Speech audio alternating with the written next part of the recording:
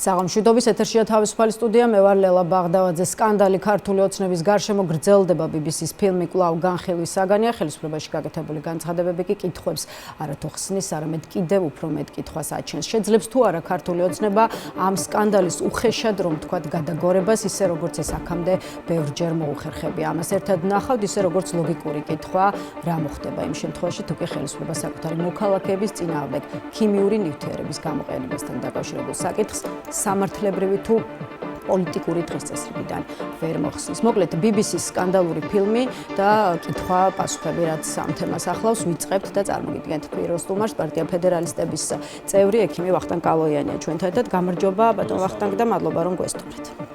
ინტერესი. ბატონ ვახტანგ, ალბათ არ იქნება გადაჭარბებული, თუ კი ვიტყვით, რომ დიდ სკანდალად იქცა BBC-ს მიერ მომზადებული ჟურნალისტური გამოძიება, რომლის მიხედვითაც 2024 წლის ნოემბერ-დეკემბრის საპროტესტო აქციების მონაწილეთა წინააღმდეგ სამართალდამცავებმა სავარაუდოდ პირველი მსოფლიო ომის დროინდელი ქიმიური ნივთიერება გამოიყენეს. საუბარია ბრომობენზილ ციანიდზე, რომელსაც სხვანაირად კამიტის სახელითაც მოიხსენებენ. ახლა უნდა აღინიშნოს, რომ ექიმთა ნაწილმა, ასე ვთქვათ, განგაშის ზარი გასულ წელსვე შემოკრა. ისინი მომიტინგეთა წინააღმდეგ სავარაუდოდ საშიში ნივთიერების გამოყენებაზე მაშინვე საუბრობდნენ და ამბობდნენ, რომ უნდა სცოდნოდათ რა ტიპის ნივთიერება, ასე ვთქვათ, გაიფრქვა, რათა სწორად დაეგეგმათ მკურნალობა. აი, პირველ რიგში, როგორც ექიმს მინდა გკითხოთ, რა კითხვები გქონდათ მაშინ და რის გაგებას მოითხოვთ უკვე ახლა ხელისუფლებისგან?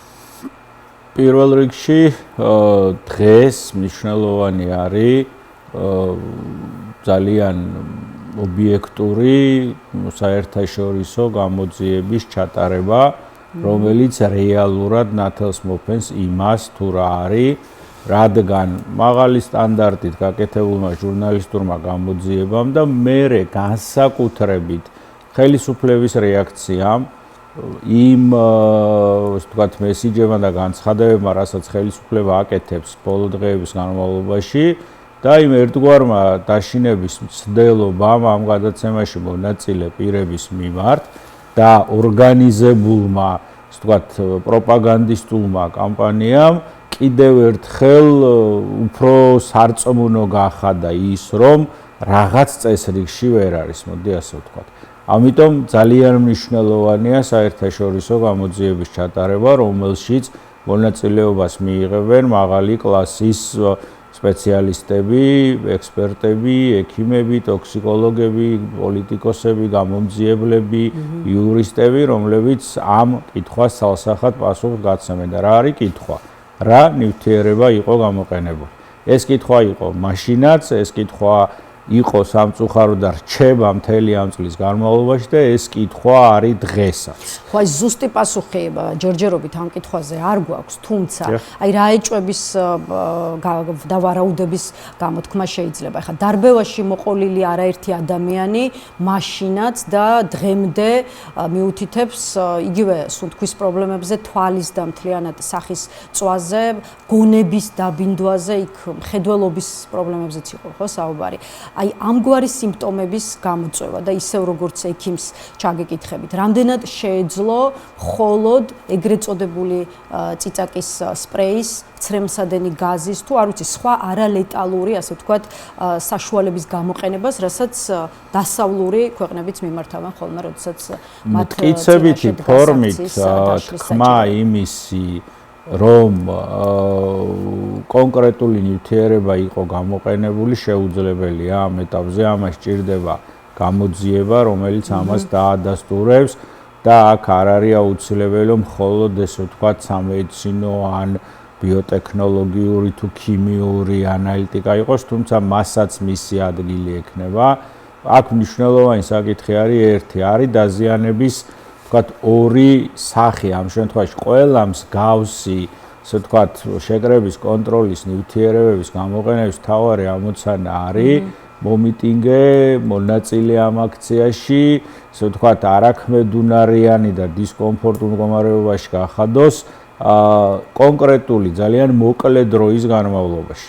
ეს არის ძალიან მნიშვნელოვანი და მას არ უნდა ჰქონდეს განგრძობითი ხანგრძლივი ეფექტი. ეს არის პირველი რიგის ინტერესი სამედიცინო საზოგადოებისთვის, რათა თუ კონკრეტული ნივთიერება გვეცოინება, ცალსახად გვეცოინება, რა ხანგრძლივი რისკები აქვს მას. თუმცა ყველა შესაძლო კომბინაციაში მინდა ვთქვათ დავამშვიდო ჩვენი თანამოქალაქეები, აქ პანიკის საფუძველი არ არის, რადგან თუნდაც ყველაზე ცუდი ნივთიერება იყოს გამოყენებული, იმ შემთხვევაშიც კი გეგმიური პროფილაქტიკური გასინჯვების საშუალებით ექიმთან კონსულტაციით შესაძლებელია დაზიანების დადგენა. შესაძლებელია ფილტვის პრობლემების დადგენა, თვალის პრობლემების დადგენა, ყველა ქიმიურ პრეპარატს გარკვეული ონკოლოგიური რისკები აქვს, მაგრამ აქ ვერ ვიტყვით, რომ რაიმე განსაკუთრებულია ჯერ, რადგან არ არსებობს კონკრეტული ნივთიერების სახელი, ამიტომ სტანდარტული სამედიცინო შემოწმება, ექიმთან კონსულტაცია არის ძალიან მნიშვნელოვანი, რადგან აქ რა თქმა უნდა არის აგრავაციის მომენტი, საზოგადოება დაძაბულია განსაკუთრებით მაშინ, როცა ინფორმაცია არ აქვს, განსაკუთრებით მაშინ, როცა ცალსახად ხედავთ, რომ ხელისუფლება რაღაცას მალავს, საკუთარ მესიჯებშიც კი აირია და რეალურად ვერ ასე ვთქვათ, დააწყო სათქმელი საზოგადოებისთვის. ობიექტურად იქნებს საერთოდ არ ყოფილა ტოქსიკური ნივთიერება გამოყენებული და რატომ მინდა ამ კითხვის დასმა. მაგალითად, აი ტოქსიკოლოგი ეკა ქურდაძე აკეთებს განცხადებას, რომ იმდენად მძიმე დაზიანება აქვს, აი კამიტს მაგალითად, რუსთაველის გამზირს ასე მარტივად და დახმარების გარეშე ვერ დატოვებდნენ, ისე როგორც აუცილებელი გახდებოდა მათი სტაციონარიზაციაო.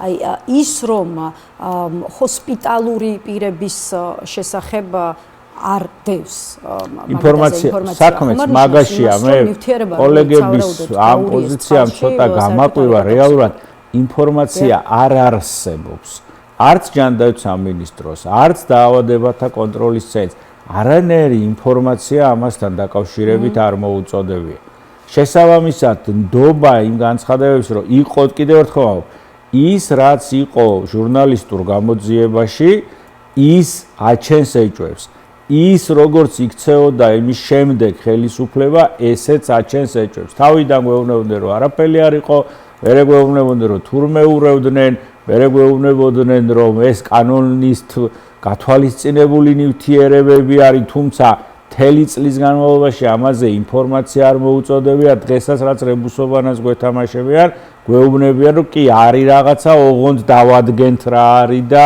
შემდეგ გეტყვით ანუ მათთვისაც კი ამას რაღაცა დიდი გამოძიება ჭირდება ბჭყალებში რომელიც რეალურად ჩვენი ხედვით მიმართულია ამ გამოძიებაში მონაწილე მოქალაქეების დაშინებისთვის ამიტომ ძალიან მნიშვნელოვანია კიდევ ერთხელ გამოძიება და დასაბუთებული ფაქტის და არა ვარაუდების ცოდნა დღეს სამწუხაროდ ჩვენ ხელისუფლების გამოისობით გვიწევს ვარაუდებზე რისკებზე საუბარი და არავინ ცალსახად არ გვეუბნება ან ადასტურებს ან რიცხავს რაიმე ნივთიერების გამოყენებას ეს არის ყველაზე დიდი გამოწვევა მე არ ვიცი ამის უკან პოლიტექნოლოგია დგას უპასუხისმგებლობა ჩემი ვარავით უბრალოდ დაბნეულობა დგას იმიტომ რომ მათ ვთქვათ გასაჯაროვდა ის ინფო შესყიდვების დოკუმენტზე არის იმ ფილმში საუბარი გასაჯაროვდა ის ინფორმაცია სავარაუდოდ რომელიც მათ არ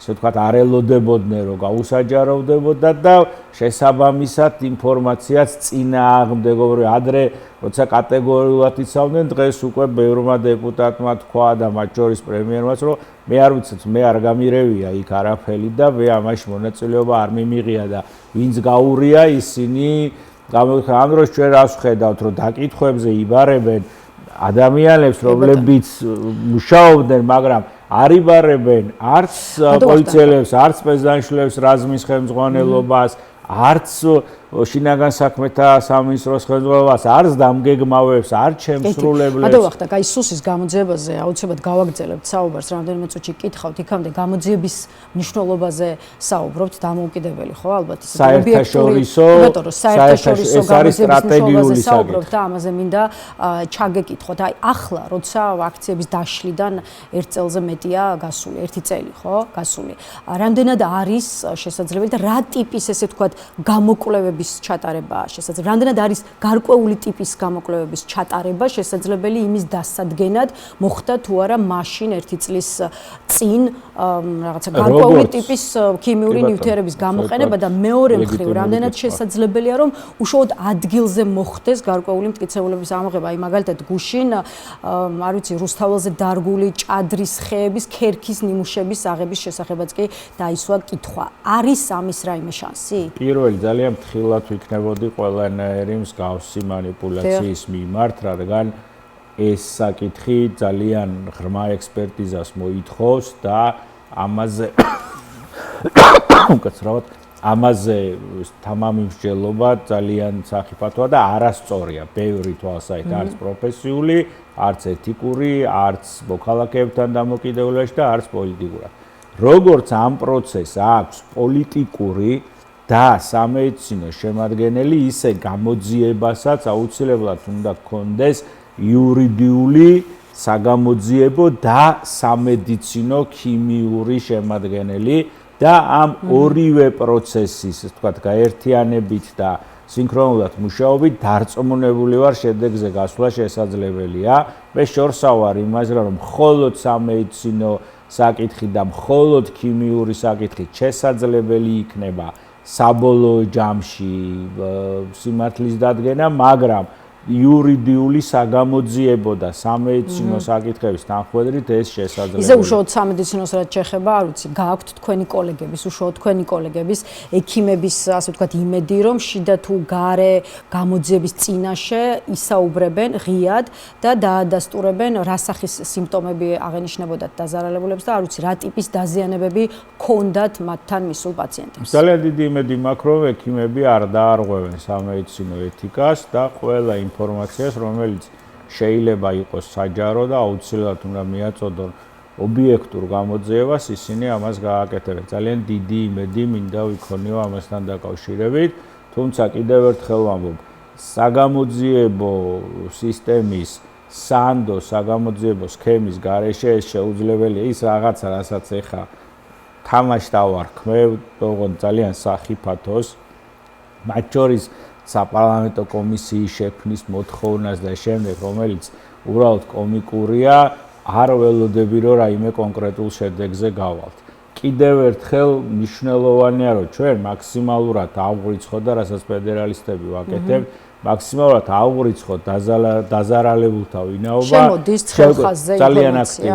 ძალიან აქტიურად შევკრიბოთ მაქსიმალურად შესაძლებელი ინფორმაცია, რომელსაც მოქალაქეები მოგვაწოდებენ, მათ შორის სამედიცინო დოკუმენტაცია, რადგან პირველ რიგში თუ კი რაიმე სამედიცინო მხარდაჭერა იქნება საჭირო, მაგ თვალსაზრისით გარკვეული კონსულტაციები მივცეთ და ესე ვთქვათ, დავაყვალიანოთ სწორი მიმართულებით, ეს ერთი და მეორე ხელისუფლების ცვლილების შემდეგ ამ ადამიანებმა სახელმწიფოსგან უნდა მიიღონ კომპენსაცია თუ ხას უსვავ დადასტურდება მავნე ქიმიური აგენტების გამოყენება და მათ შორის არაკონცეფცია. ჩვენ ხშირად ვსაუბრობთ, რომ მანდამაინც აი კამიტი და ეს ჩვეულებრივი ბანალური დაშლისთვის, დემონსტრაციების დაშლისთვის დაშვებული ნივთიერებების შერევაც კი წყალში მოითხოვს ძალიან სკრუპულოზურ პროცედურას. მაგალითად,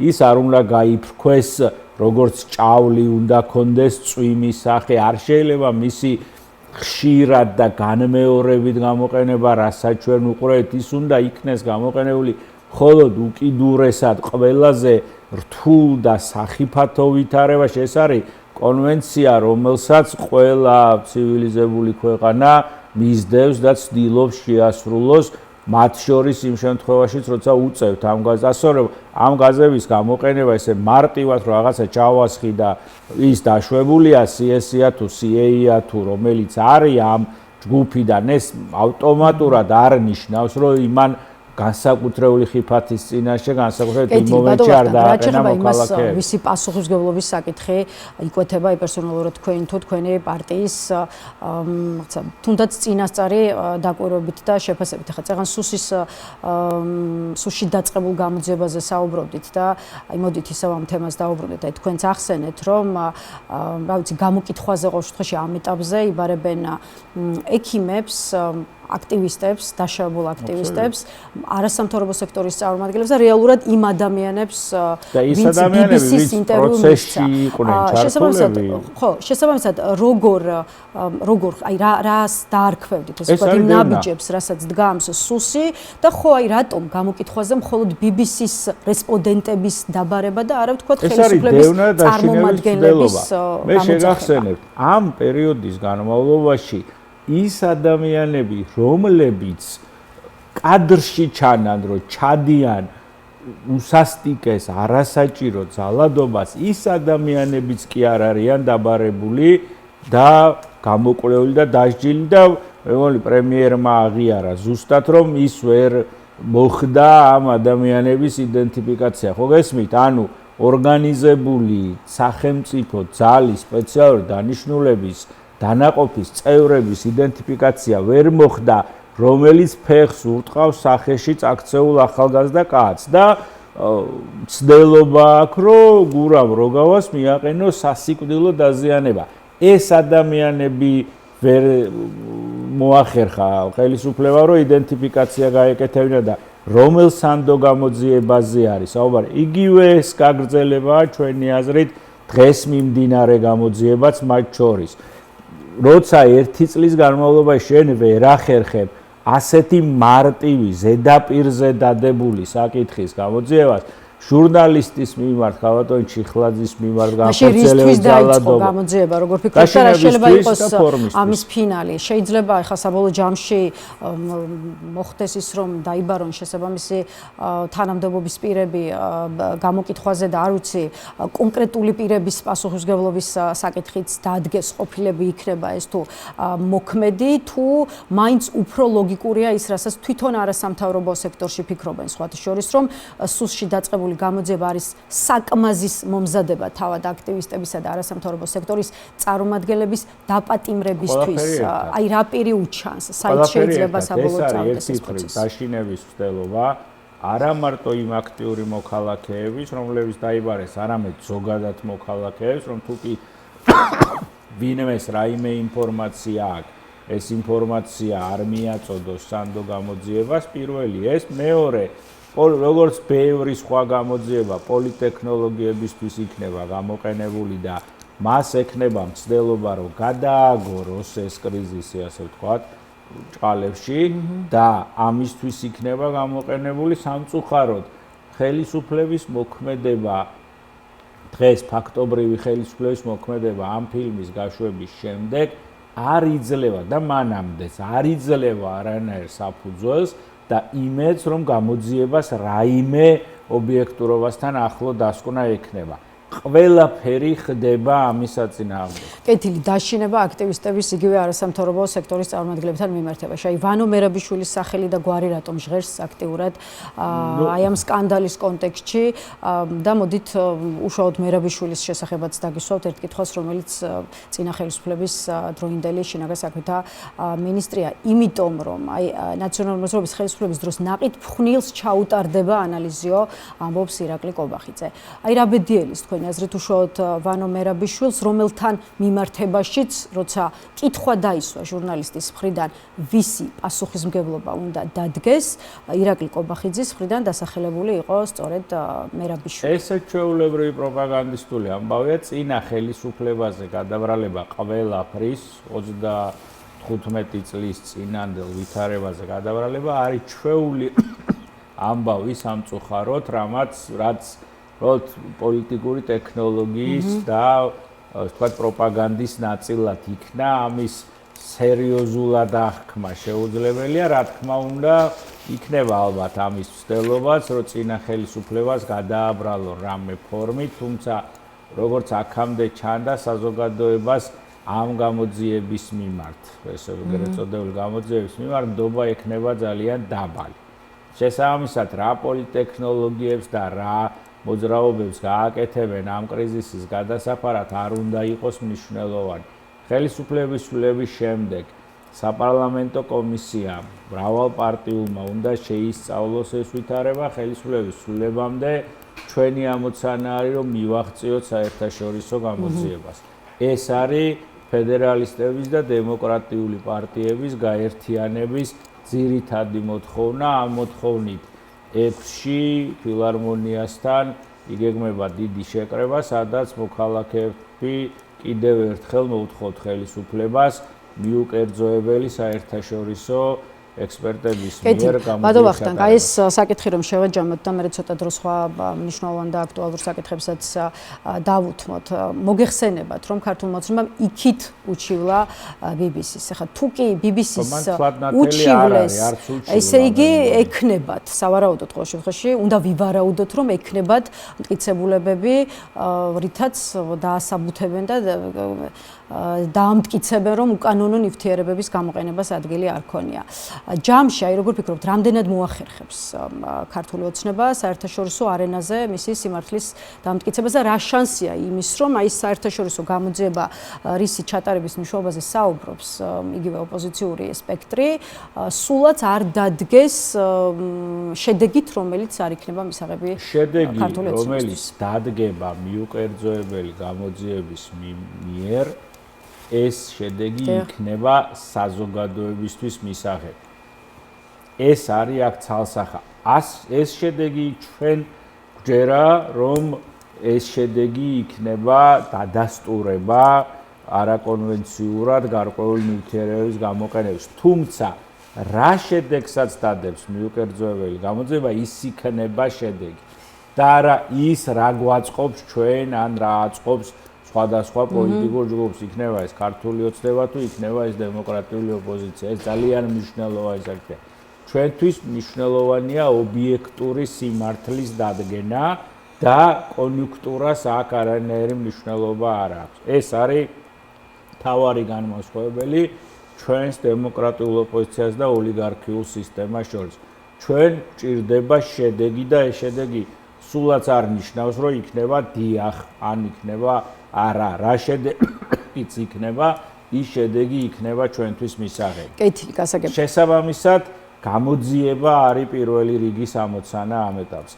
პოლიტექნოლოგიურად ამას როგორ გამოიყენებენ, არ ვიცი, რაც შეეხება გამოძიებას. დღეს უკვე სხვადასხვა, ვთქვათ, სპიკერებმა ქართული ოცნების თქვეს, რომ აპირებენ მარეგულირებელში შეიტანონ და სასამართლოს თემამ უკან გადაიწია და შეამოწმონ რამდენად დაიცვა ჟურნალისტური სტანდარტი.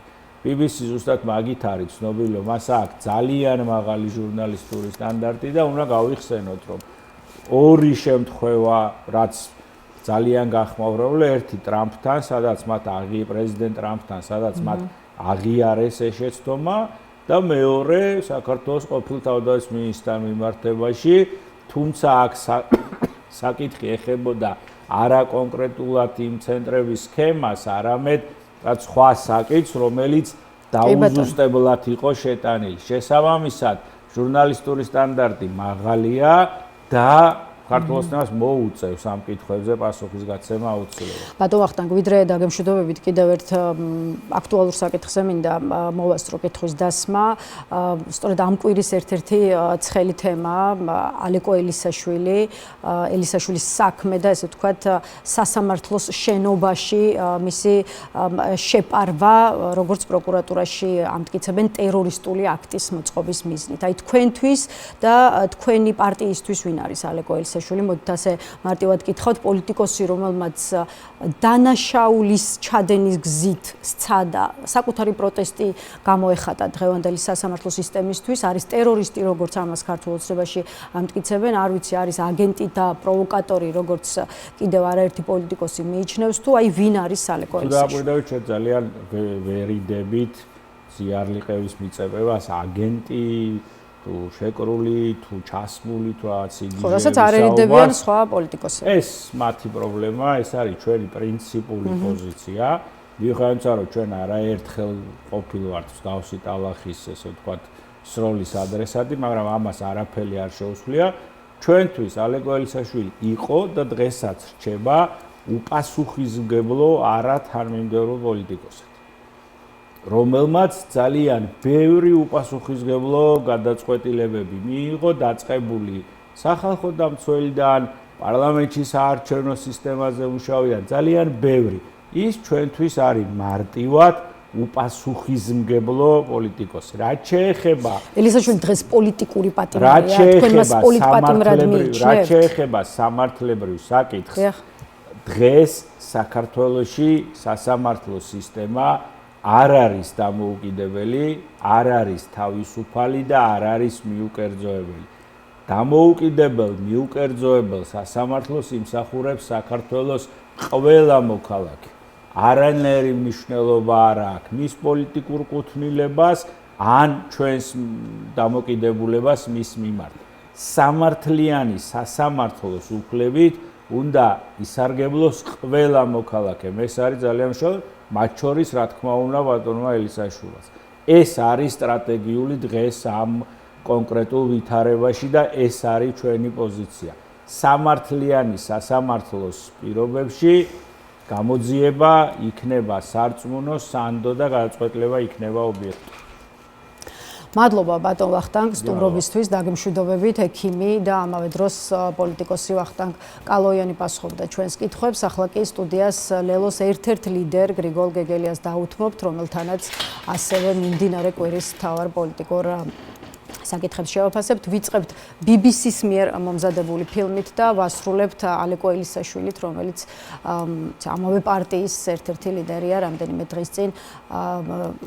დღის წინ კი ძალიან ისეთი მძიმე ტერორიზმის ბრალდებით ციხეში ამოყო თავის. ხო შორის ლელოს გენერალური მდივანი ირაკლი კუპრაძე ამბობს, რომ ელისაშვილის ქმედებამ მშვიდობიანი პროტესტიც დააზიანა და ლელოც უშუალოდ პარტიას რა თავის ტკივილი გაუჩნდა. ეს ჩვენი საუბრის ერთ-ერთი თემა იქნება, თუმცა ალეკო ელისაშვილის საქმე ცოტა მოგვიანებით იქამდე სწორედ BBC-ს საგამოძიებო რეპორტაჟი და რეაქცია, რომელსაც ქართულ ოცნებაში ვხედავთ და მივესალმებით ჩვენს კიდევ ერთ სტუმარს, როგორც გითხარით, გრიგოლ გეგელია ჩვენთან ერთად. გამარჯობა ბატონ გრიგოლ და მადლობა რომ შემოგვერთით. მადლობა მოწესრიგებისთვის. ბატონ გრიგოლ, დავიწყოთ მიმდინარე კვირის მთავარი თემების მიმოხილვა. პირველ რიგში კი სწორედ ჟურნალისტური გამოძიება, რომლის მიმართაც ვნებათა ღელვა არ წყდება. დღეს დილით არასამთავრობო სექტორის წარმომადგენელი ალეკო ცქიტიშვილი იყო ნიუსრუმში ჩემი სტუმარი, რომელმაც თქვა, რომ არასამთავრობო ორგანიზაციები აქციების დაშლისას სპეციალური საშუალებების გამოყენებაზე საკუთარ ანგარიშებში ჯერ კიდევ 2023 წლის აქციებთან მიმართებაში წერდნენ, არა თუ მხოლოდ 2024 წლის აქციებთან დაკავშირებით, თუმცა NGO სექტორის ანგარიშები რეაგირების გარეშე დარჩა, ისე როგორც ცალკეული ტელეკომპანიის მიერ მომზადებული სიუჟეტი, სადაც სწორედ აქციების დაშლისას ქიმიური ნივთიერების გამოყენებაზე იყო საუბარი. ანუ აქამდე ქართულ ოცნებას არც ადგილობრივი მედიის რეპორტაჟებისთვის და არც ადგილობრივი არასამთავრობო ორგანიზაციების ანგარიშებისთვის რეაქცია არ მიუწია, მაშინ როცა ახლა ვხედავთ რამხელა რეაქცია ახლავს მათი მხრიდან BBC-ს საგამოძიებო მასალას. აი რით იხსნით დღევანდელ რეაქციას, ეს მინდა გკითხოთ და რით იხსნით იმას, რომ ქართულმა ოცნებამ აი საჭიროდ ჩათვალა, ლაპარაკი დაეწყო იმაზე, რაზეც მისგან პასუხს 2024 წლიდან კი არა, ეგერ როგორც აღმოჩნდა 2023 წლის აქციებიდან მოყოლებული ითხოვდა არასამთავრობო სექტორი. მოგესალმებით საღამოშვილების, მოგესალმებით ჩვენს მაყურებელს. მე ვფიქრობ, ჩვენ ვხედავთ ძალიან მკაფიო პანიკას, რაც აქვს განსაკუთრებით ყობახიძეს და რა თქმა უნდა მის პოლიტიკურ გუნდს. მათ ძალიან კარგად იციან, რომ BBC-ს საერთაშორისო დონის და სტანდარტის ავტორიტეტს ისინი უბრალოდ მარტივი ქოცური პროპაგანდით და დუმილით ვერ მოერევიან. საერთაშორისო დონეზე ყობახიძე და მისი გუნდი იქნა ეჭვმიტანილი ტერორიზმში ასობით 1000 მშვიდობიანი ქართველის წინააღმდეგ. ეს არის ერის ძალიან მსხვილი ნაწილის მოწამვლის მცდელობაში პირდაპირი დადანაშაულება. ეს არის ქიმიური ნივთების გამოყენება მშვიდობიანი მოსახლეობის წინააღმდეგ, რაც არის უმძიმესი დანაშაული, როგორც ჩვენი ქვეყნის თვალსაზრისით და მის დონეზე, ასევე საერთაშორისო მასშტაბით, როგორც ასობით 1000 ადამიანს წამლავ ქიმიური იარაღით, ქიმიური ნივთიერებით, ეს არის ძალიან მძიმე ბრალდება და როდესაც ამას ამბობს BBC რომელსაც გააჩნია, რა თქმა უნდა, მსოფლიოში ერთ-ერთი ყველაზე მაღალი წამყვანი სტანდარტი, ბუნებრივია, კობახიძემაც კი იცის, რომ ეს ამას ვერ გაექცევა და ამიტომ ხედავთ იმ ისტერიულ, რაღაც პარანოიულ ფაციფუტს, რაც ეხლა აქვს რეჟიმს და აი გამოძიებაზე მუდმივ აპელირებას, მაშინ, როდესაც იგივე კობახიძეს არ გამოუძიებია არც ერთი საპოლიციო გადაცდომა, არც ერთი დამნაშავე არ არის გამოვლენილი ან დასჯილი, არც ერთი ტიტუშკა არ არის გამოვლენილი ან დასჯილი, არც ერთი გადაცდომა პოლიციური, რასაც მათ შორის იმ სისტემიდან წასული ადამიანები ამბობენ, ხომ, რომ იყო ისიც არც ერთი არ არის გამოძიებული, არაფერი არ არის გამოძიებული. და აი ახლა ვისმენთ ამავე ეგრეთ წოდებული პრემიერ-მინისტრის პირით, რომ გამოძიება დაადგენს ყველაფერს. ეგრეთ წოდებული კამიტთან დაკავშირებულ კითხვას უპასუხეს ეგრეთ წოდებული კამიტი არც ქართული ოცნების ხელისუფლების დრო შეძენილა და არც ნაციონალური მოძრაობის ხელისუფლების მიერ მომხდარა უშუალოდ ამ ნივთიერების შესყიდვა, ამაზე ცალსახაა ქართული ოცნების პასუხი. ჯერ შინაგან საქმეთა მოქმედება მინისტრმა გააკეთა განცხადება, გუშინ უკვე ამის თაობაზე ისაუბრა ირაკლი კობახიძემ. აი უშუალოდ კამიტთან დაკავშირებული კითხვა თქვენთვის მოხსნილია, ხელისუფლებაში გაჟღერებული პასუხი თქვენთვის არის ის პასუხი, რომლითაც გჯერათ და რითაც ეს თემა დღის წესრიგიდან იხსნება, იმიტომ რომ აი შალვა პაპუაშვილი უკვე იმას კითხულობს, როდის მოიხდის ბოდიშს ბრიუსელი, როდის მოიხდიან ბოდიშს ევროკომისიის წარმომადგენლები, ევროპარლამენტარები და თუნდაც ქართველი NGO-ები იმის ფონზე, როდესაც ხელისუფლება ადასტურებს, რომ არანაირი ეგრეთ წოდებული კამიტი 2024-ის აქციებზე გამოყენებული არ ყოფილა. ხო, დავიწყოთ იმით, რომ შალვა პაპუაშვილის სიტყვას არანაირი ფასი არ გააჩნია, არც ჩემთვის, არც საქართველოს მოსახლეობის აბსოლუტური უმრავლესობისთვის და მით უმეტეს არც ჩვენი პარტნიორებისთვის და არც BBC-ისთვის დარწმუნებული ვარ. ამიტომ შალვა პაპუაშვილის სიტყვა რატო უნდა იყოს ჩემთვის მაგალითად საინტერესო, ან რაიმეს მთქმელი ეს არ მესმის და კარგი იქნება თუ ვინმე გამაგებინებს, არანაირი ფასი არ გააჩნია, აი რეციდივისტების და კრიმინალური ბანდფორმირების და მართლა ტერორისტების სხვების ტერორიზმზე ლაპარაკობენ, ეს ხალხი მართლა არიან ტერორისტები იმ შემთხვევაში, თუ კი, რა თქმა უნდა, BBC ამბობს სიმართლეს და მე არანაირი ეჭვი არ შემაქვს იმაში, რომ BBC ამბობს სიმართლეს. ცხადია, ეს არის ასობით 1000 უდანაშაულო ქართველის წინააღმდეგ ქიმიური ნივთიერების გამოყენება, ხო? ეს არის მართლა ბიოტერორიზმი.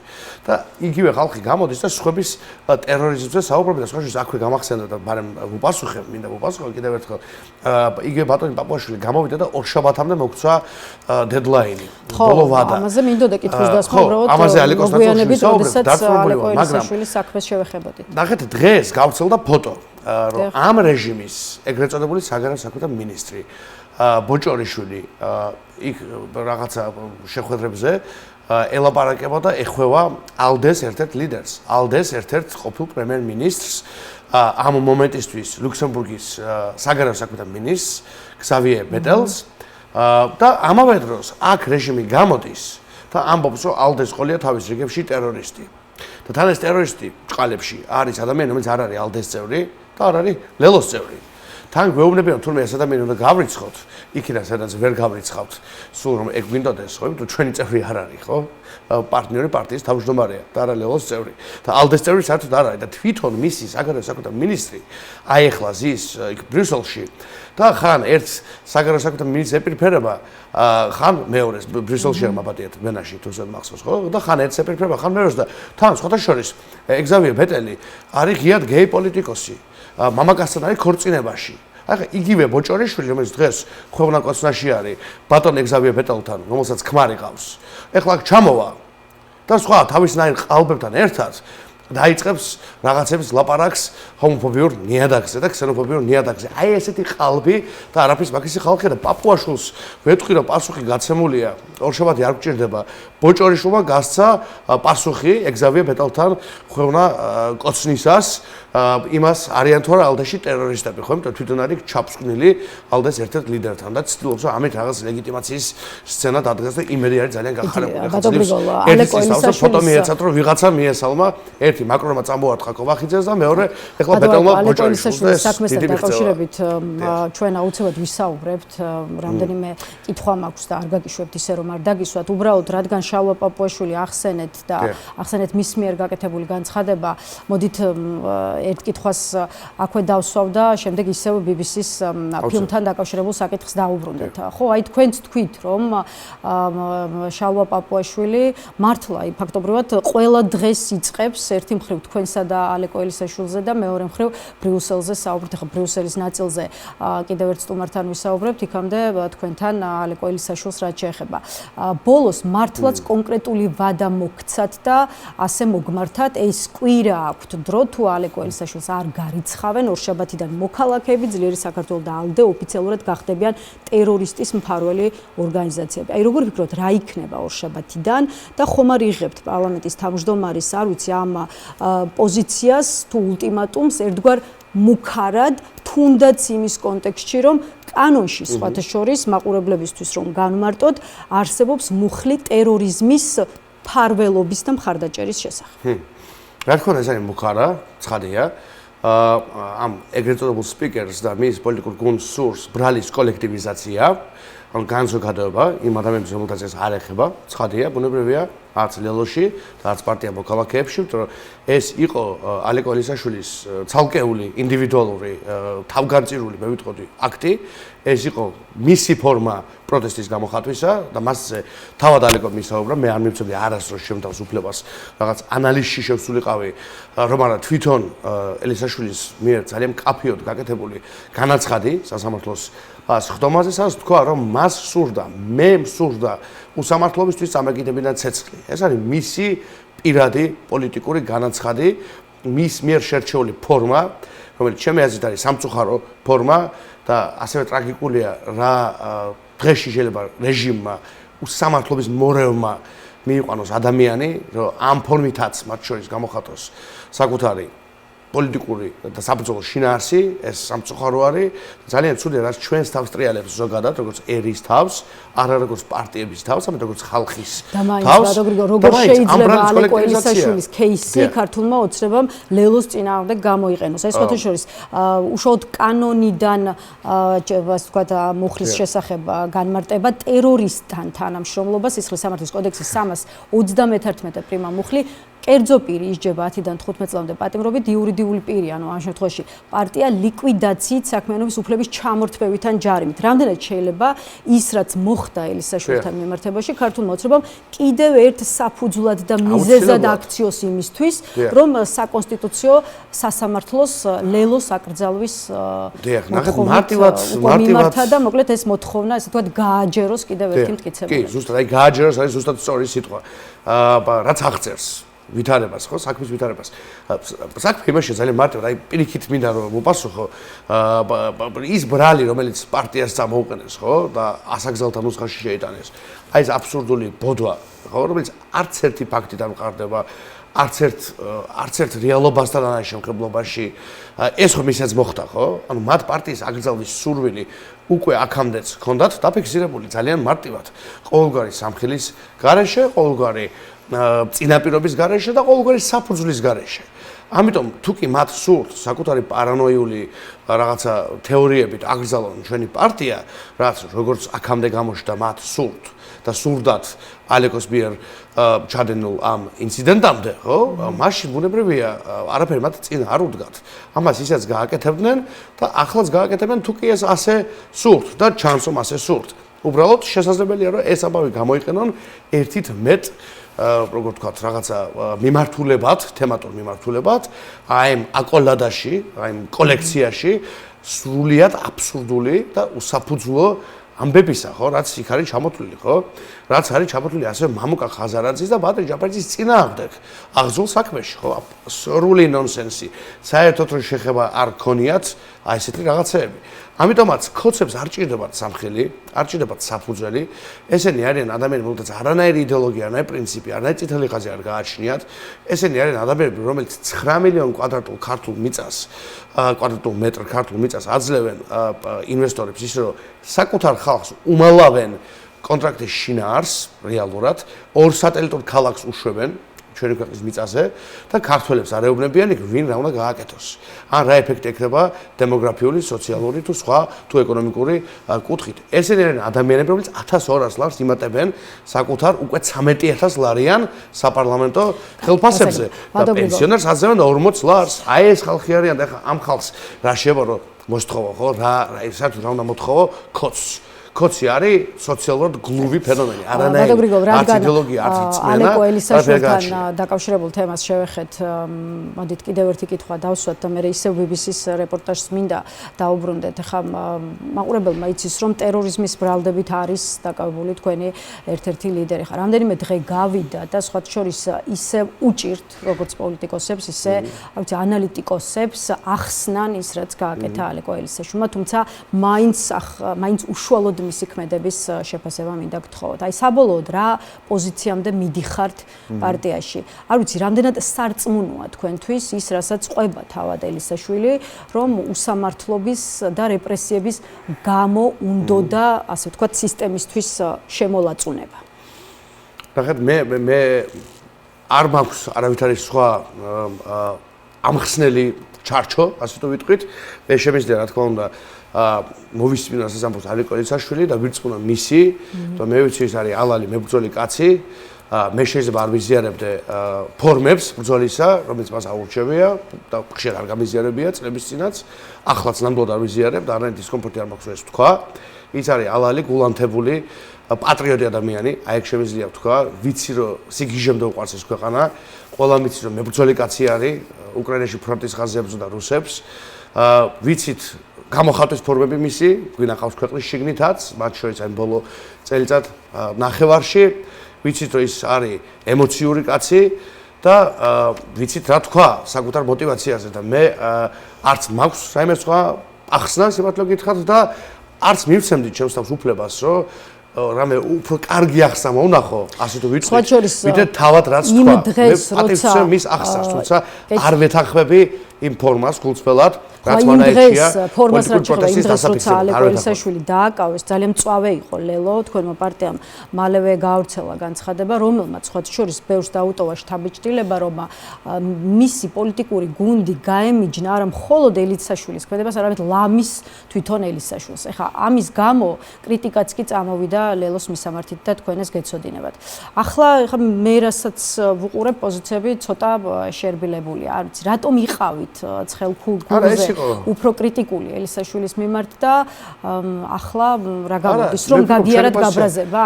არა, ნახეთ, ორ აბზაციანი განცხადება, მე ვფიქრობ, ყოველთვის არის უფრო უმადური საქმე, იქ ვერ გადმოსცემ ემოციას, საკვალისად. უფრო ვრცელი.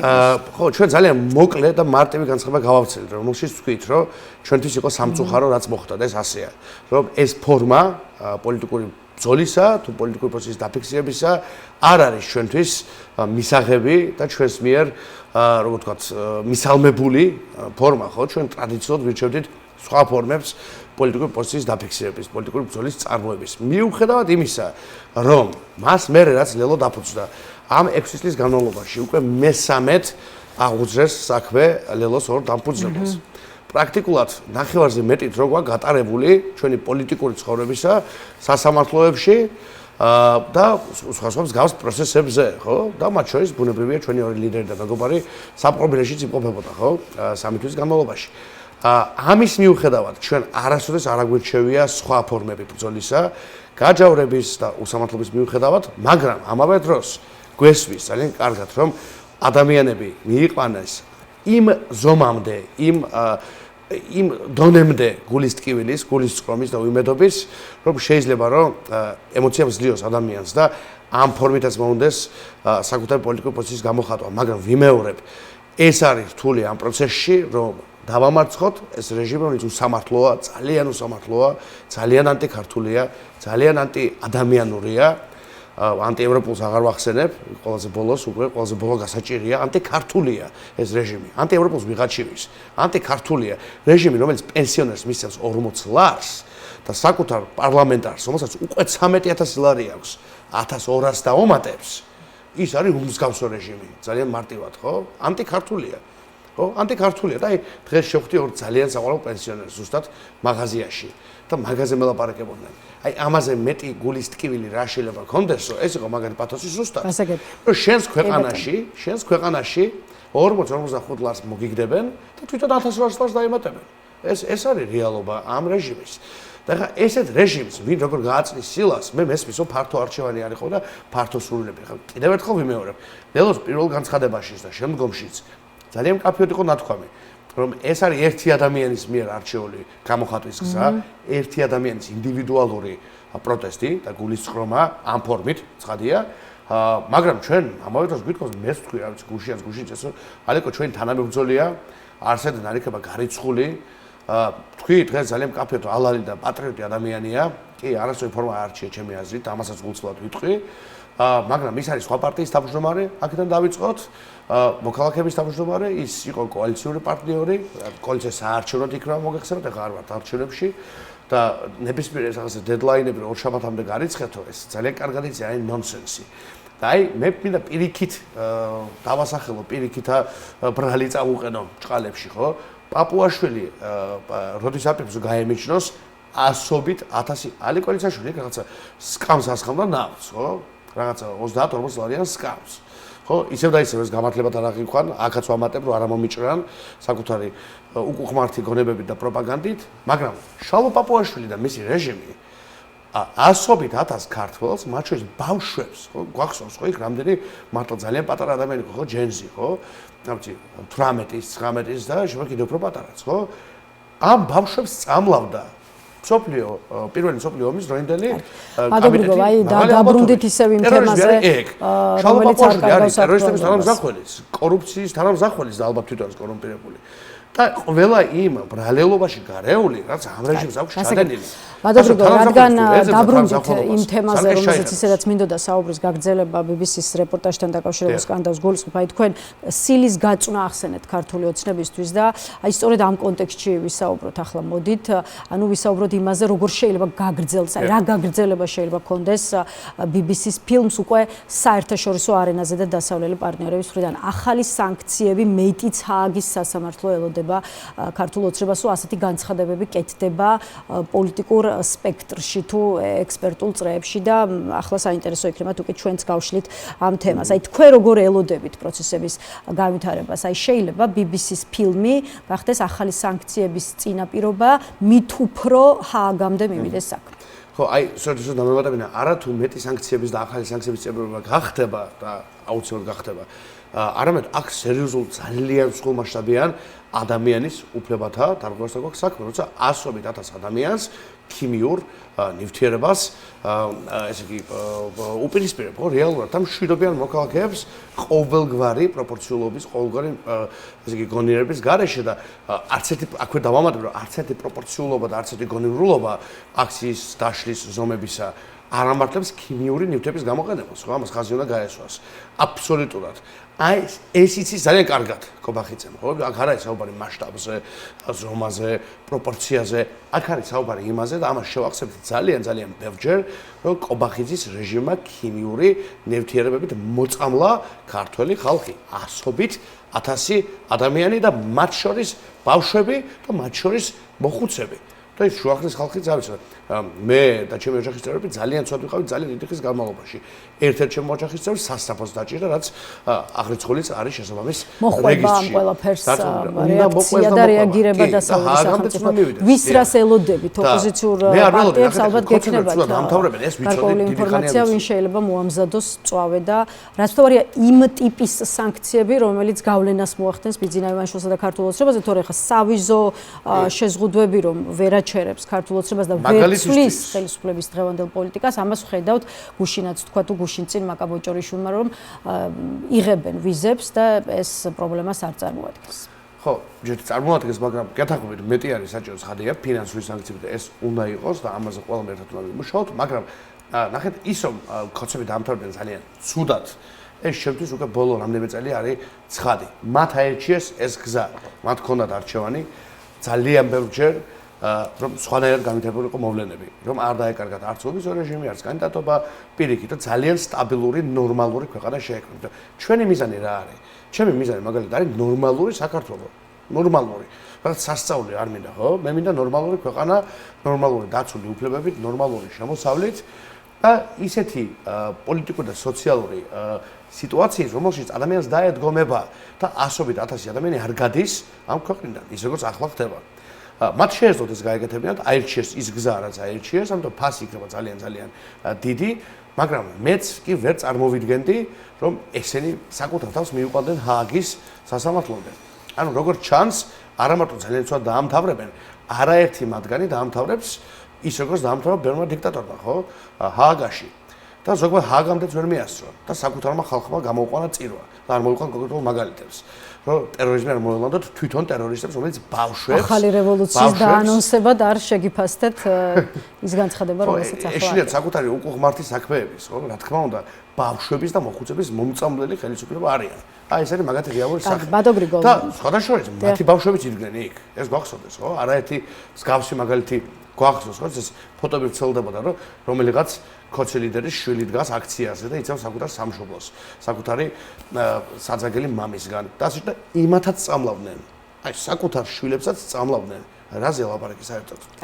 ბატონ გრიგოლ, ვიდრე დაგემშვიდობებით, მინდა კიდევ ერთ აქტუალურ საკითხზე მოვასწროთ საუბარი ხა თავის თავად ერთად ვნახავთ იქნება თუ არა ახალი სანქციები და მევა თუ არა საქმე საერთოდ ჰააგის სასამართლომდე იქამდე აი ამერიკული მედია ავრცელებს საქართველოსთან დაკავშირებულ სხვათა შორის ერთ ინფორმაციას და ამაზეც დავსვათ ერთი კითხვა სენატის უმრავლესობის ლიდერმა ამერიკული მედიის ინფორმაციით ჯონ ტუნიმ ეროვნული თავდაცვის ავტორიზაციის აქტში მეგობარი აქტის დამატების შესახებ წარმომადგენელთა პალატის სპიკერის მაიკ ჯონსონის თხოვნა დაბლოკა და როგორც მედიაში იწერება ეს არის ბოლო 3 თვის განმავლობაში საკითხის დაბლოკვის უკვე მეორე შემთხვევა. აი რატომ იყო მნიშვნელოვანი რომ მეგობარი აქტის ეროვნული თავდაცვის ავტორიზაციის აქტში დამატება მომხდარიყო და აი რა იცვლება შესაბამისად იმით რომ ეს საკითხი წინ ვერ მიდის.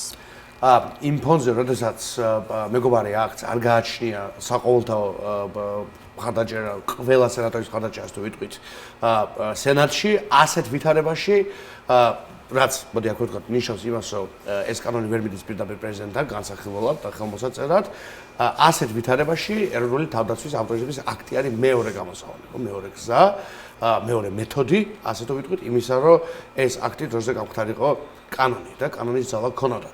და შესაბამისად უილსონი და სხვა მეგობრები საქართველოს იმის მუშაობენ ამ აქტზე, რომელსაც აქვე ვიტყვი აქვს კონგრესის და სენატის აბსოლუტური უმრავლესობის მხარდაჭერა რეალურად. ცდილობდნენ რომ ამ გზით გაეტანათ ეს აქტი და ამ გზით ექციათ ის კანონად. სამწუხაროა რომ ამ მომენტისთვის არის გარკვეული შეფერხება, მაგრამ მე ამას უყურებ გარკვეულ შეფერხებად და მეტი არაფრად ხომ ჩანს რომ იმ ფონზე, როდესაც ოპოზიციური პარტიების ნაწილი და კონკრეტული ოპოზიციონერი პოლიტიკოსები ძალიან აქტიურად მუშაობენ ამერიკელ პოლიტიკოსებთან, ასევე აქტიურად მუშაობენ ამერიკულ პოლიტიკოსებთან, აი ქართული ოცნების წარმომადგენლები და ქართული ოცნების ხელისუფლება, რომელიც მაშინვე ბლოკავს, არ ვიცი, მეგობარ აქტთან დაკავშირებულ ნებისმიერ აქტივობას ამ კონკრეტულ შემთხვევაში, როგორც კი ჩნდება პერსპექტივა, რომ ეს საკითხი წინ წავიდეს. ქართული ოცნება იყენებს კონკრეტულ პოლიტიკოსს საკუთარ ლობისტად, ყოფილ სენატორს, ვისი გვერდზე სახელით შემწევი ცნობილი ვაშინგტონის წრეებიდან, მაღალი ალბათობით მითხრა რომ მას იყენებენ ლობისტად. რაც შეეხება ლობისტურ კომპანიებს, მათ თითქოს ბოლო დროს არ ყავთ მსგავსი, თუმცა შემიძლია გითხრათ, რომ ამ მიმართულებით გარკვეული წიაღისეულები და მცდელობები მათ ჰქონდათ, ანუ ეძებენ ლობისტებს, ამის თამაშს ფლობ შესაბამის ინფორმაციას. მე ვფიქრობ, რომ რეალურად აქ გვაქვს გარკვეული ფენომენების მიქსთან ნაზავთან საქმე, მათ შორის ზოგიერთი კორპორაციის კორპორატიულ ინტერესებთან, რომელიც სოციალურ კავშირში ხოცებთან აპრიორი, რომელთაც შეიძლება არასოდეს ესმოდეთ მეგობარი აქტის შესაძლო ეფექტები ამერიკულ კაპიტალზე, საქართველოში ამერიკულ კაპიტალზე, ამიტომაც მე ამას უყურებ რაღაც პროცესად, რომელშიც შესაძლებელია სწორი მუშაობით და ბევრი საუბრით, სხვადასხვა მხარესთან, უფრო მეტი დადებითი ეფექტის შექმნა და იმ ჯერ კიდევ ხედავთ პერსპექტივას, რომ მსვლელობა მიეცეს მეგობარად. სკეპტიკური აზრი უნდა იქნას შეცვლილი დადებითი შრომის შედეგად. მადლობა ბატონ გრიგოლ იმისთვის რომ გვესტუმრეთ და უპასუხეთ ჩვენს კითხვებს. დაგემშვიდობებით გრიგოლ გეგელია იყო ჩვენი სტუმარი. ახლა რეკლამის შემდეგ დავით დარჩეიშვილი შემოგვერთება, ასე რომ დაგვედით.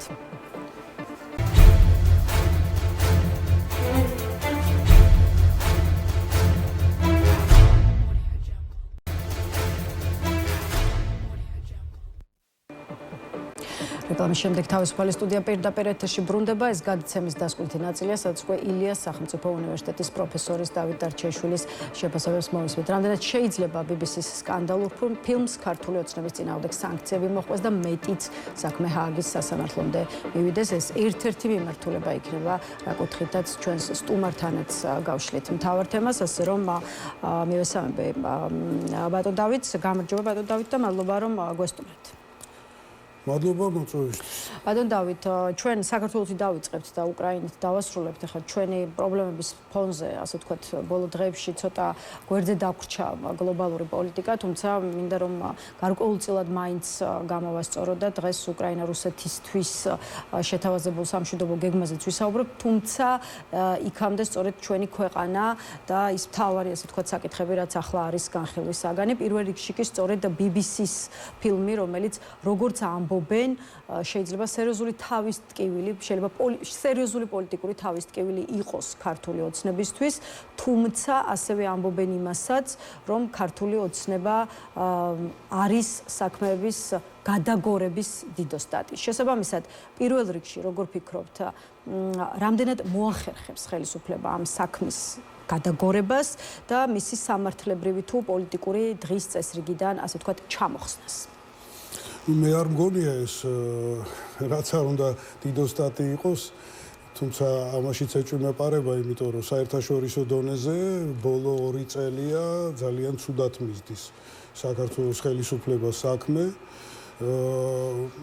ევროპელებთან, ამერიკელებთან ურთიერთობების გაფუჭების კომპენსირება უნდა თქვათ ინდოეთში თუ მით უმეტეს ირანში სიარულით, მაგრამ ეს ასე არ გამოვა, იმიტომ რომ საერთაშორისო სამართლებრივი, პოლიტიკური, ფინანსური ორგანიზაციები არის ძალიან დამოკიდებული იმაზე, თუ რა განწყობებია სწორედ ევროპულ ადამიანის უფლებათა დამცავ ორგანიზაციებში ქვეყნის მიმართ და ამის მიხედვით წყვეტენ ბევრ ამას. იგივე თქვათ ევროპის საბჭო ადამიანის უფლებებზე როცა განგაშტეხს, მერე უკვე ამას კითხულობენ მსოფლიო ბანკშიც, სავალუტო ფონდშიც, ევროპის რეკონსტრუქციისა და განვითარების ბანკშიც, დიპლომატიური წრეებიც და შესაბამისად ეს აისახება სახელმწიფოს იმიჯზეც, არა მხოლოდ მთავრობის იმიჯზე და ზოგადად აი ქვეყნის მდგომარეობა აღმოჩნდება ხოლმე ძალიან მძიმე.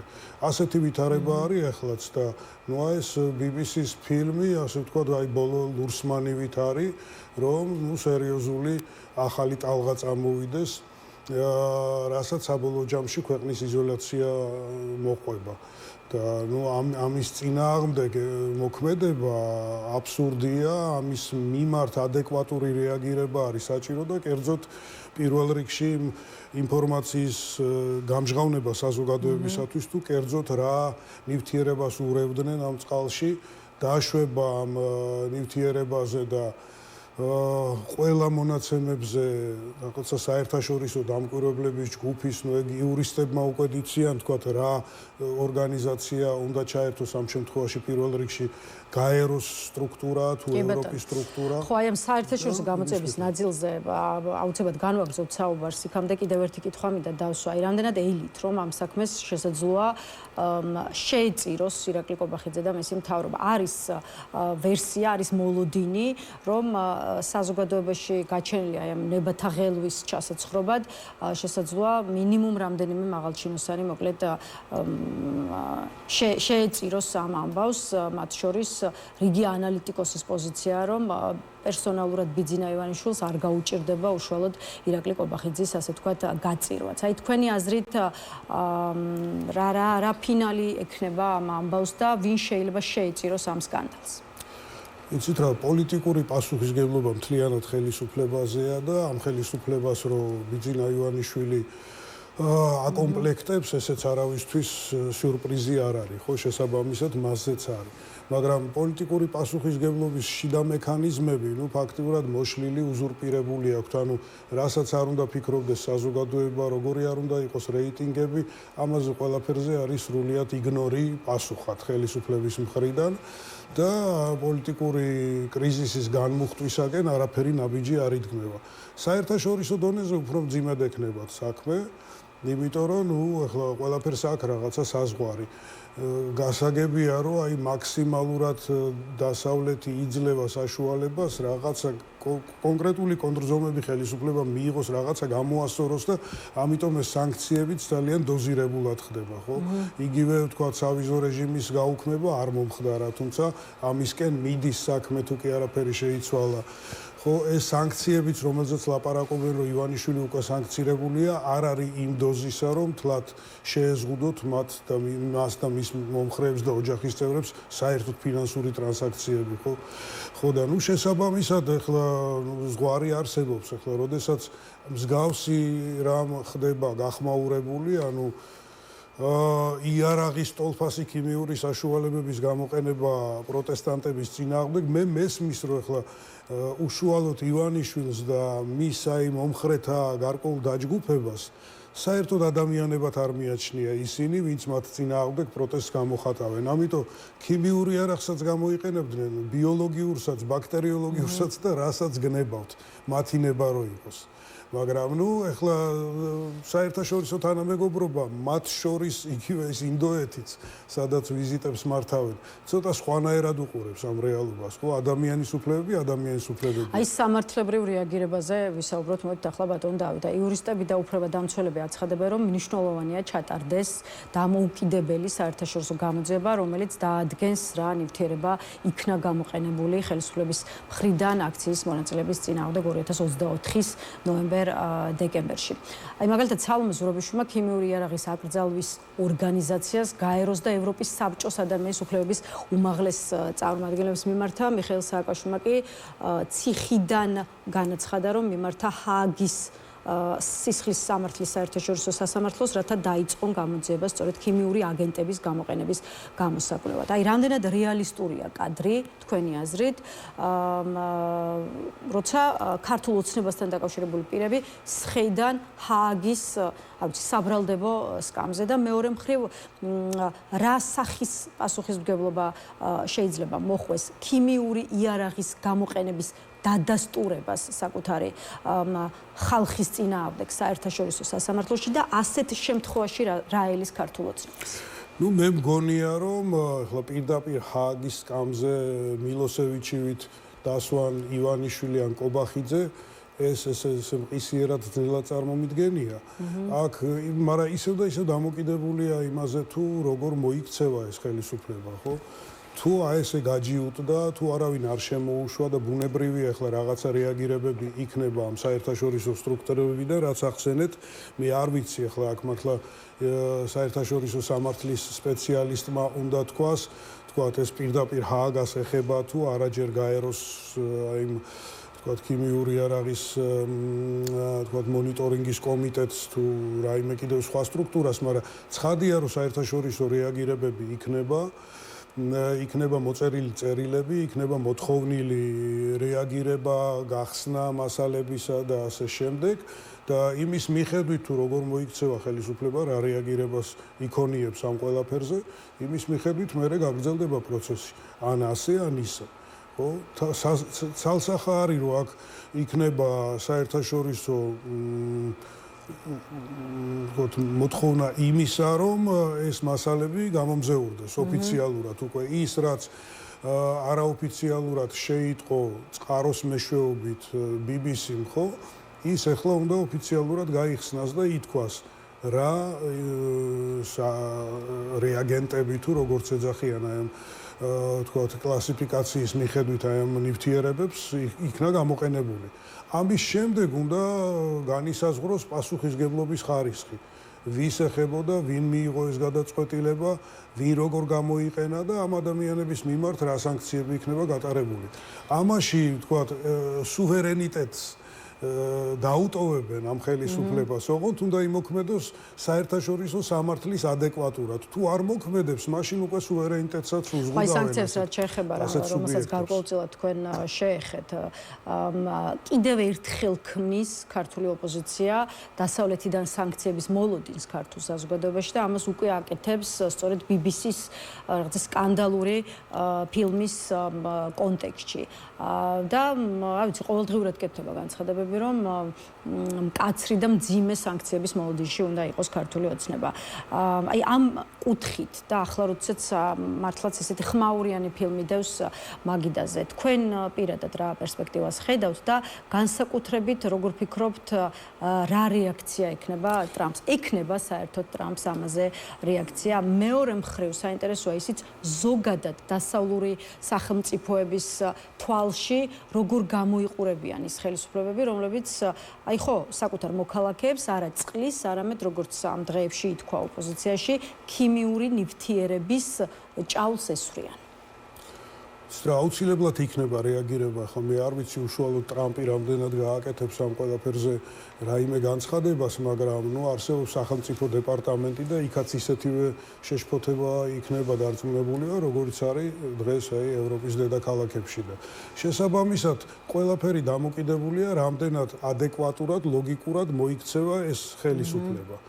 და რამდენად კიდევ უფრო გაიუარესებს თავის მდგომარეობას, თუ ცოტათი გაიუმჯობესებს, იმიტომ რომ გამოაშკარავდება ყველაფერი, გადაიდგმება ადეკვატური ნაბიჯები, გამომჟღავნდება რა გამოიყენეს და შესაბამისად დადგება და ევროკავშირის რეაქციაც იმაზეა დამოკიდებული, ლოგიკურად მოიქცევა თუ არა ქართულს, რომ დღეს მაგალითად აი მაკაბოჭორიშვილი ვენაშია, გეცოდინებათ ისე უთოს მინისტერიალის ფარგლებში მართავს შეხვედრას და სოციალურ ქსელში გავრცელებული ფოტოებით თუ ვიმსჯელებთ, არ ვიცი, ღიმილით და საკმაოდ კარგი განწყობით შეეგება და შეხვდა საქართველოს საგარეო საქმეთა მინისტრს, მაგალითად ლუქსემბურგელი კოლეგა, ლუქსემბურგის საგარეო უწყების ხელმძღვანელი. აი რას შეიძლება ნიშნავდეს ეს ღიმილი და პოზიტიური მოკითხვა? აი სად არის გაბრაზება, მოდით ასე ვკითხავთ. ვიცით რა, ეს კადრები გავრცელდა ალბათ თვითონ ბოჭორიშვილის უწყებისგან, ხო? იქ გავრცელდებოდა სწორედ ისეთი კადრები, სადაც ნაკლებად არის კრიტიკა.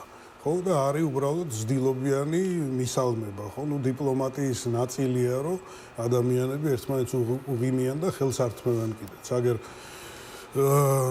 ჰააგაში სწორედაც რომ დაბარებულ პუტინსაც ხელს ართმევენ და უღიმიან.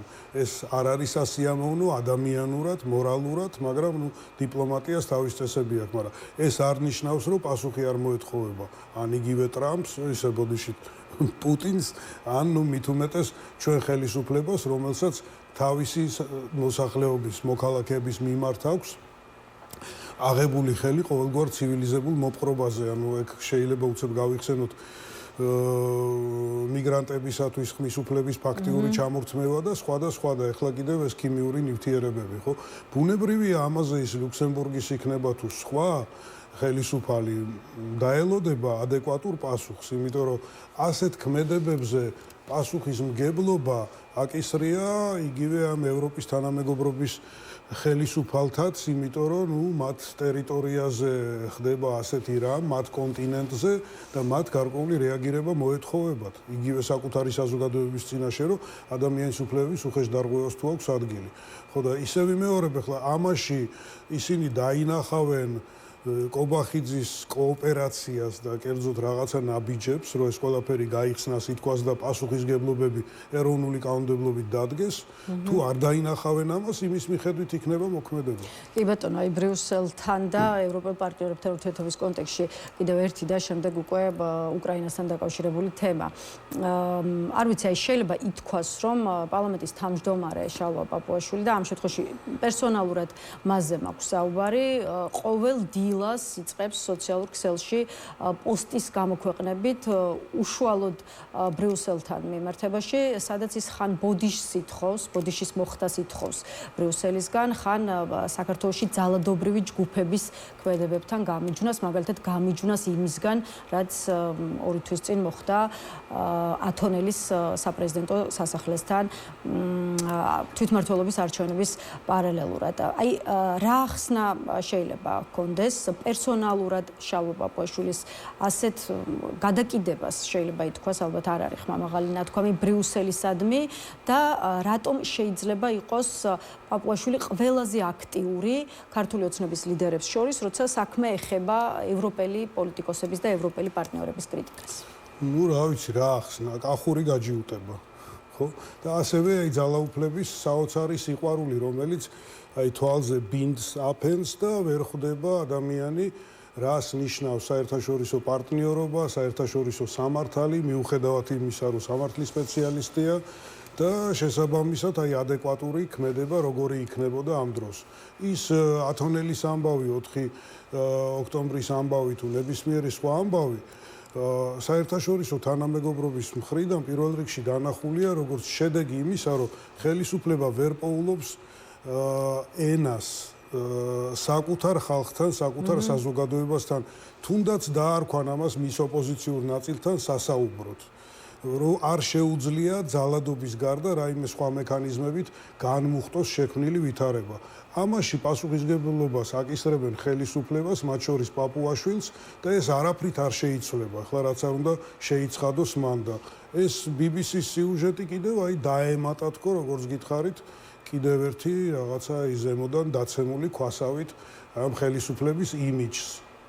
ესეთი ვითარება. ბატონო დავით, საქართველოს მიღმა პროცესებსაც შევეხოთ და განსაკუთრებით მაინტერესებს რა მოლოდინი გაქვთ იმასთან დაკავშირებით, რასაც ქვია უკრაინა-რუსეთის ომის შეჩერების მიზნით ტრამპის ცდილობა დასასრულისკენ მივდივართ და ბოლო წუთების სწორედ გლობალურ პოლიტიკას დაუთმოთ. 2 დღის წინ იცით რომ ვლადიმერ პუტინს სტივ უიტკოფსა და ჯარედ კუშნერს შორის შედგა შეხვედრა რუსეთში ამის შემდეგ ამ შეხვედრის ამ აუდიენციის შემდეგ გაკეთდა განცხადება, რომ უკრაინასთან დაკავშირებით კომპრომისული ვარიანტი ჯერ ვერ გამოიძებნა, თუმცა ზოგიერთი ამერიკული წინადადება მეტნაკლებად მისაღები ჩანს და მათი განხილვა შესაძლებელია. მეორე მხრივ კი მარკო რუბიო აცხადებს, რომ პროცესში გარკვეული პროგრესია, თუმცა საბოლოო გადაწყვეტილება ვლადიმერ პუტინმა უნდა მიიღოს. აი როგორ ფიქრობთ, რას იზამს პუტინი, რადგან სწორედ მის გადაწყვეტილების მისი მხრიდან გადაწყვეტილებას ელოდება შეერთებული შტატები, ამიტომ უშუალოდ პუტინთან მიმართებაში დავსვათ. რა, ახლა აქ ზუსტი მოლოდინი 100%-იანი რო გქონდეს, არის, ნუ შეუძლებელი ჩემი აზრით, ისეთნაირად მიმდინარეობს ეს პროცესი. მაგრამ აქ ცხადი არის, რა არის პუტინის განზრახულობა, მას უნდა რომ დრო გაჭიმოს. ამ დროის გაჭიმვის პროცესში მიაყენოს უკრაინას კიდევ მეტი დარტყმა და ამავე დროს აი მოლაპარაკების იმიტაციის მცდელობებით ხო ტრამპს გადააფიქრებინოს უკრაინის მხარდაჭერა. აი ეს არის პუტინის განზრახულობა. მე მგონია ეს მარკო რუბიოს ესმის. ხლა ტრამპი როგორ მოიქცევა ამაზე, რეაქცია მისი რა იქნება, ამაზეა ბევრი რამ დამოკიდებული. გაგრძელდება უკრაინის მხარდაჭერა შეიარაღების თვალსაზრისით, მაშინ ძალიან გაუჭირდება პუტინს, რომ რაიმე თავის სამხედრო განზრახულობებს მიაღწიოს. არ გაგრძელდება, ნუ მაშინ ძალიან მძიმე ვითარება შეიქმნება უკრაინისათვის და არ არის გამორიცხული გარკვეული ტაქტიკური წინწაწევები კიდე ამ რუსი აგრესორებისა.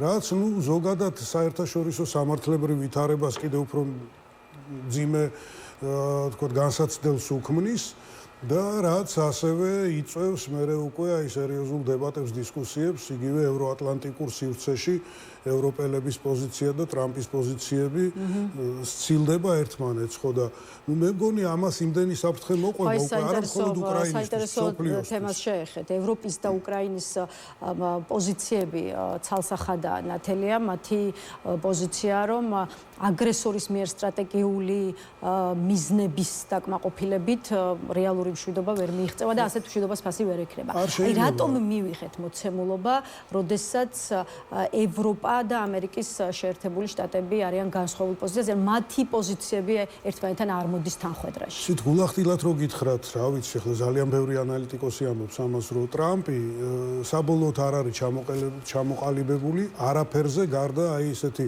თქვათ ამერიკული ეკონომიკური ინტერესისა, ხო? არადა არსებობს საერთაშორისო სამართალი, არსებობს პოლიტიკა, სტრატეგია, უსაფრთხოება, ტრანსატლანტიკური პარტნიორობა. აი ამაში ბოლომდე გარკვეული ის არ ჩანს და ხან ექცევა აი ჯარედ კუშნერისა და აი ვიტკოფის გავლენის ქვეშ, რომელთაც ასევე ბიზნეს გარიგებების მეტი სხვა სფერო არ იციან, ხან უსმენს რუბიოს, რომელსაც მაინც ესმის საერთაშორისო სამართლის პრინციპები. და ამის მიხედვით აი საით გადაიხრება ბოლოს ვინ დაელაპარაკება, ისე იქცევა და ნუ მე მგონია რომ არის თქვენი აზრით ევროპა მზად და რამდენად მოსალოდნელია რომ ამერიკის შეერთებული შტატებისგან ასე ვთქვათ დამოუკიდებელი გეოპოლიტიკური მოთამაშე გახდეს. ნუ ეს არ იქნება ადვილი ევროპისათვის, იმიტომ რომ ნუ დიდი ხნის განმავლობაში იგი ესეთ სამხედრო სტრატეგიულ სუბიექტად არ ფიგურირებდა, ხო? ის იყო ნატოს ნაწილი და იქ ყველაფერი იყო ამერიკელების ლიდერობის ქვეშ, მაგრამ თუ პროცესები ასე გაგრძელდა, ნებისმიერ საზოგადოებას აქვს თვითგადარჩენის ინსტინქტი და ევროპელები თავის თავზე იზრუნებენ როგორმე. უბრალოდ ტრამპს ის უნდა ესმოდეს და იმედია რომ ამას გააცნობიერებს, ამის ნიშნებიც არის ხოლმე შიგადაშიგ, რომ თუ კი ევროპა ჩამოყალიბდა ამერიკელებისაგან ცალკე მდგომ განსხვავებულ თქვათ მოთამაშედ, ეს იგივე ამერიკელებს გაურთულებს საკუთარი მათ შორის ეკონომიკური ინტერესების განხორციელებას გლობალური მასშტაბით, იგივე ჩინეთთან ურთიერთობაში თუ სხვა. მადლობა ბატონ დავით იმისთვის რომ იყავით ჩვენი სტუმარი და უპასუხეთ ჩვენს კითხვებს. დაგემშვიდობებით. დავით დარჩიაშვილი იყო დღეისთვის ბოლო სტუმარი, თავისუფალი სტუდია ამით დასრულებული. ერთმანეთს ამ სტუდიაში უკვე მომავალ ხუთშაბათს შევხვდებით. მშვიდობიან ღამეს გისურვებთ.